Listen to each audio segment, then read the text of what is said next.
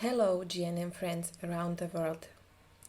We are very glad for this opportunity to tell you about our many years of experience with German New Medicine. We are lecturers and consultants of German New Medicine and Holistic Health in Slovakia, a country in the middle of Europe. My name is Karina Kurtova, and together with my father and also my colleague Zoltán Németh, we started helping our clients years ago through naturopathy and shortly afterwards also through psychosomatics and German New Medicine.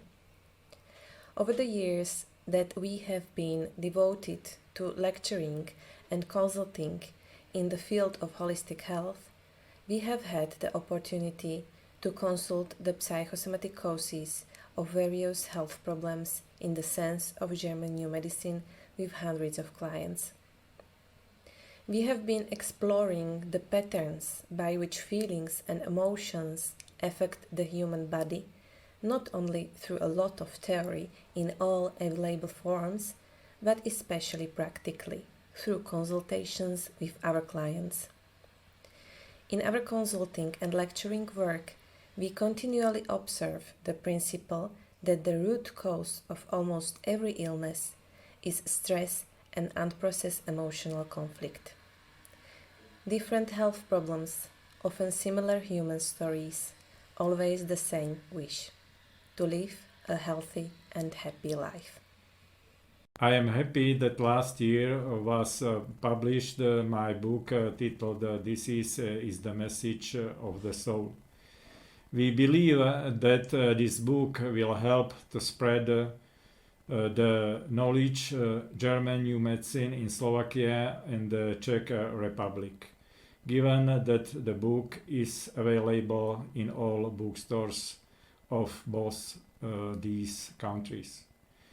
In 1998, the University of Trnava in Slovakia allowed Dr. Hammer, the author of the German New Medicine, to prove the validity of the laws of German New Medicine. This was after the University of Tübingen consistently refused to do so and paid fines, despite a final court decision in 1986 ordering it to carry out the habilitation procedure. Dr. Hammer's verification of the laws of nature on randomly selected patients was successful, but his habilitation thesis was rejected. Despite the rejection of his habilitation thesis, he received confirmation of the validity of the natural laws of GNM from the university. According to the memoirs of Dr. Hammer's colleague, Dr. Hammer was told at the University of Trnava that they knew he was right, but he was 50 years ahead of his time with his findings. We are grateful that Dr. Hammer's habilitation thesis and other materials, for instance, it is the habilitation, his habilitation work, and this is a SLR documentation,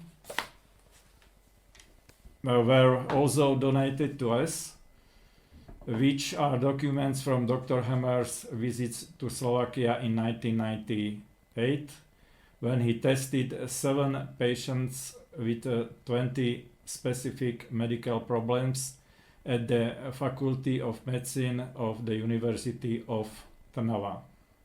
Modern medical science has already dissected the human body down to the last cell. The Human Genome Project was published in 2000. New and new scientific papers are being written on every aspect of the functioning of the human body, and the number of endless scientific studies grows every day.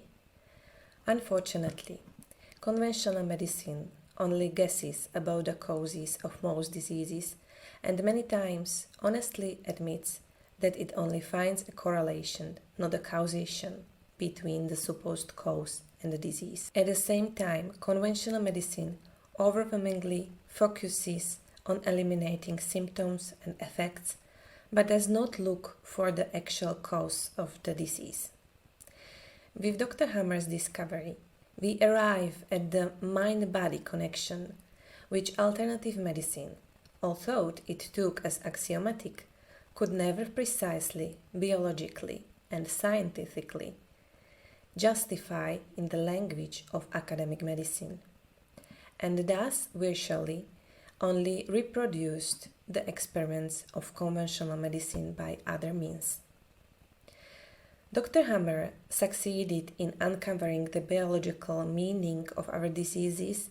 He changed the perception of diseases, and on the basis of the laws of nature and the rules discovered by him, he created a phenomenal system of the picture of the functioning, origin, and disappearance of diseases in man, in the authentic interconnection of the body and the soul, that is, of the disease and the experienced emotions.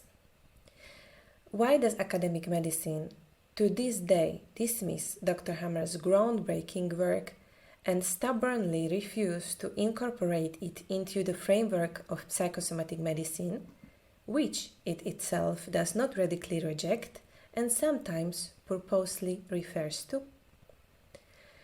The general acceptance of his method would overturn not only much of the knowledge of medical science and the established concept of medical education, but especially medical practice. If confirmed and applied in practice, his thesis would represent at least the same paradigm shift as the change in the view that the earth is flat and the sun revolves around it. However, the history of mankind teaches us that established paradigms have always broken down slowly and with difficulty. The downplaying of the influence of consciousness or emotional experience on the onset and course of disease, as well as the ignoring of the possibilities of psychosomatics in the therapy and treatment of diseases, is a sad consequence of the prevailing paradigm of conventional mechanistic medicine. German New Medicine, in contrast to other intuitive psychosomatic approaches, which are often very inaccurate, elaborates in great detail the various shades of different types of conflicts attributed to specific organs or to specific tissues of a given organ according to the germ layers from which it comes, because some organs are composed of tissues coming from different germ layers.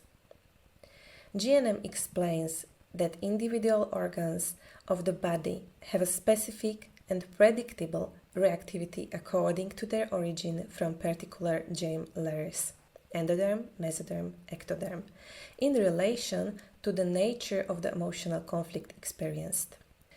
The GNM created a phenomenal system of image of the functioning, origin, and termination of diseases in human beings, in the authentic interconnectedness of body and soul, i.e., of the disease and the experienced emotions.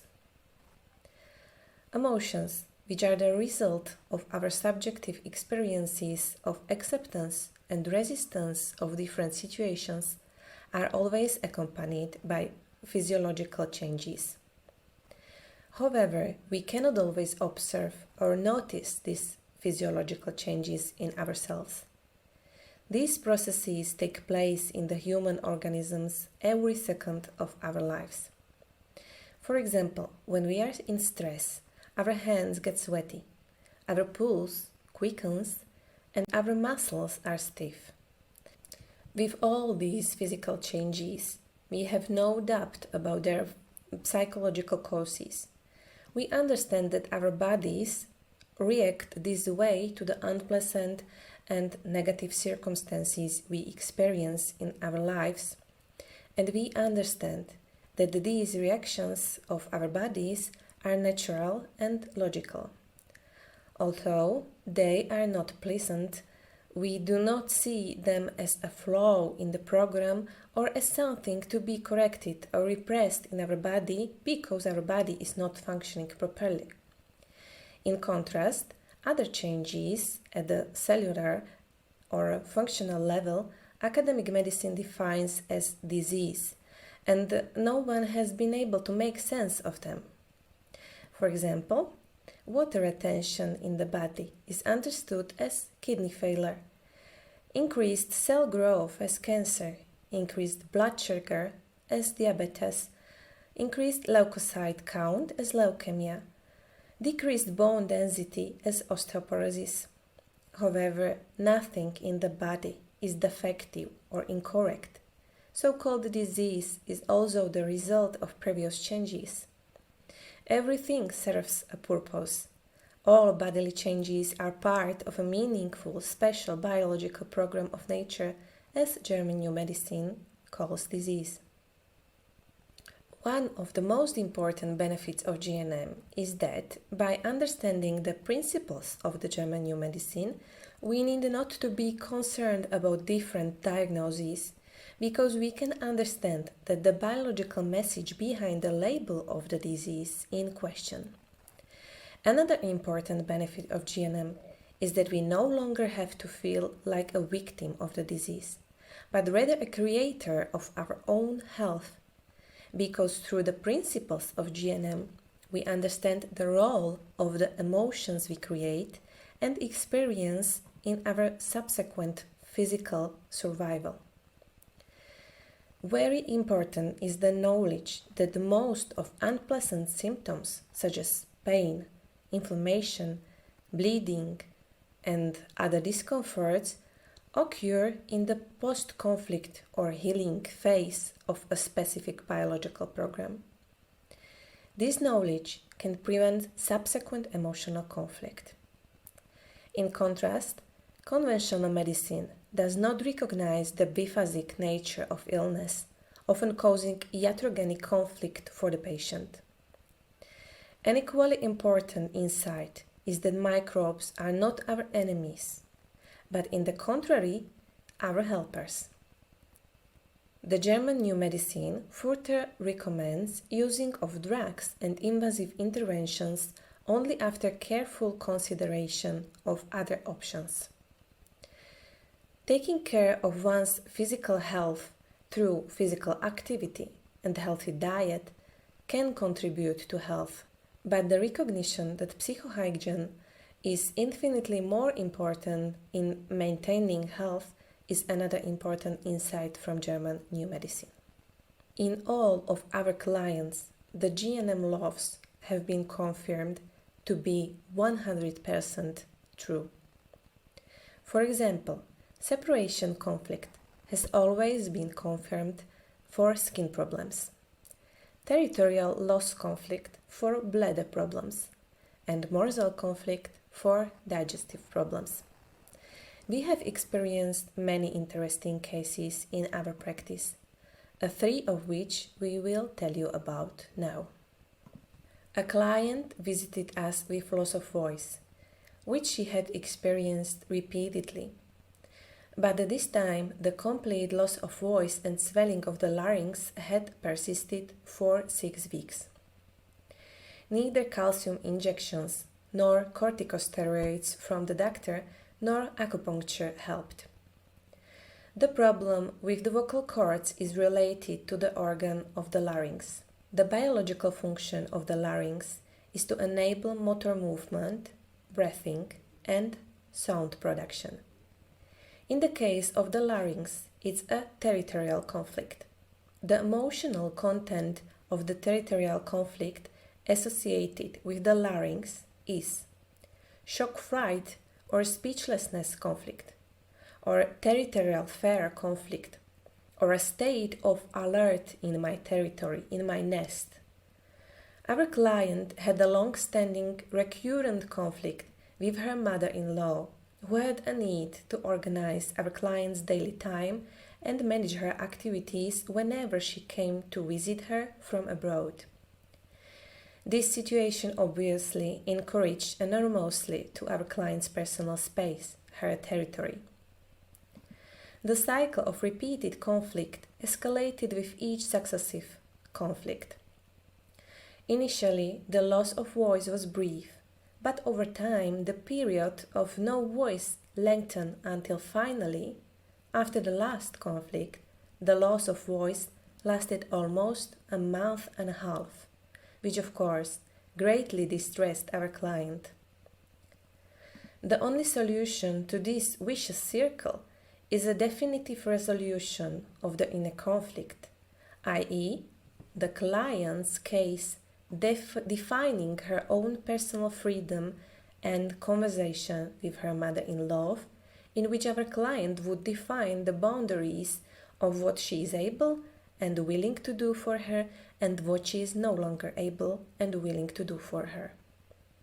A few days later, our client wrote us a joyful email telling us that her voice had finally returned after writing a letter to her mother-in-law in which she thought about what she was going to say to her and how she was going to resolve the encroachment on her territory. As we see in this case, even the decision to resolve a conflicting situation in her life is an impulse for the body to re-establish the organism's homeostasis. While the actual conversation has not yet taken place, the client has only decided to resolve the situation once and for all. In the second case, which we will now tell you about, a 20-year-old client came to us with recurrent aphthous stomatitis, which first appeared when he was 6 years old. The mouth and pharynx, throat, are the first part of the digestive tract, and at the same time they serve as sound and speech-forming organs. The emotional conflict related to the oral mucosa is separation conflict. In 14 years, the client has tried all conventional methods of treatment, as well as many alternative methods. Even after a long conversation, we could not discover the emotional cause of his problem. However, in the end, it turned out that his difficulties always worsened during the examination period at the university where he studied. It was then that we realized that his problems started at the age of 6 when he first started going to school. We thought of asking him if he was dyslexic. He said yes. His separation conflict and fear of rejection was related to his inability to express himself in front of people or in the class because he had difficulties with verbal expression. The client was surprised by the connections we discovered, and at the same time determined to resolve his emotional conflict through verbal skills training as well as understanding that his value was not diminished by his handicap. The third case we will tell you about was a client, right-handed, with a tumor of mammary glands of her right breast. In the case of the female breast, it is important to know whether the cancer involves the mammary glands or the milk ducts, because they are from different germ layers, which involves a different emotional conflict. Emotional conflict associated with the mammary glands is the conflict of nursing, worrying about someone in my nest. For example, in the case of the left breast of the right-handed woman, the conflict is probably related to either her children or her parents. In the case of the right breast of the right-handed woman, the conflict is probably related to her partner. In the case of the left-handed woman, it's vice versa. In our client's case, her husband was suddenly left wheelchair-bound, and she had to take care of their household, including her husband. This new role was not easy for her. After her husband's death, she found a new partner, and it was at this time when the emotional conflict of caring for a loved one was over for her, that she was diagnosed with breast cancer, a tumor of her mammary gland. Both the caregiving conflict and the death of her husband had been worked through by this time, and thus the healing phase of the previous cellular changes could have occurred. It is at this stage that the swelling of the affected tissue occurs, which is diagnosed as cancer. GNM is a new paradigm against which the huge predominance of the pharmaceutical industry and allopathic medicine stands. That is why I am always very sad when I hear about the disagreements among people who are involved in GNM. I therefore challenge on everyone who is attending this conference to resolve differences of opinion solely through reasoned argument. I now offer some of my observations of these disputes. It is quite unnecessary to argue whether this is a psychological or biological conflict, because as Dr. Hammer himself said, at the moment of emotional conflict, a specific biological program starts synchronously in the psyche, in the brain, and in the organ. The biological conflict is only the specific biological program itself, in the conventional sense disease. The triggering cause is always psychological trauma or emotional conflict. Otherwise, it would be an inexplicable and ungraspable tautology, i.e. logical nonsense, when the consequence would also be its cause. Of course, after suffering an emotional conflict, its manifestation simultaneously appears in a particular part of the brain and in an associated physical organ in the form of a disease. This causality, however, is a typical characteristic of the psychosomatic cause of disease. Its manifestations can also be called biological laws in the case of GNM, because in their complexity they are an exact proof of psychophysical parallelism, a concept beautifully explained by Amit Goswami in his wonderful book, The Quantum Doctor. At the same time, they point to the overlooked fact that disease is not actually a disease in the commonly understood sense of the word, but a meaningful special biological program. I also find it very unfortunate when, during seeking out and resolving emotional conflicts, some GNM consultants are reluctant to use certain psychotherapeutic methods for fear of embezzling from Dr. Hammer's teachings. Let's summarize again. GNM can detect and explain the psychosomatic cause of an illness according to the typology of emotional conflict, as well as its emotional content. At the same time, it can also determine the phase of a specific biological program according to the law of biphasicity, conflict active and post-conflict phase. However, it does not deal with the search for the semantic contexts that led to a particular type of emotional conflict, nor with the ways of resolving them and the changes that are necessary to bring them to an end. Of course, this is no longer the role of the GNM, nor its sphere of interest. But why attack authors who attempt such a superstructure?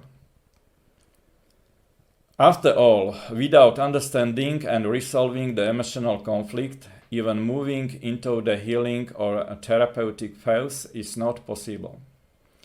In doing so, a resolution often depends on becoming aware of our subconscious programs, so indoctrinations and beliefs, and then recontextualizing them. The third problem is purely theoretical, and I have described it in detail in my book, This is the Message of the Soul. GNM discovered that there is a causal link between the nature of the emotional conflict, the controlling brain receptor, and the diseased organ, with GNM explained by evolutionary theory in relation to ontogenesis of germ layers.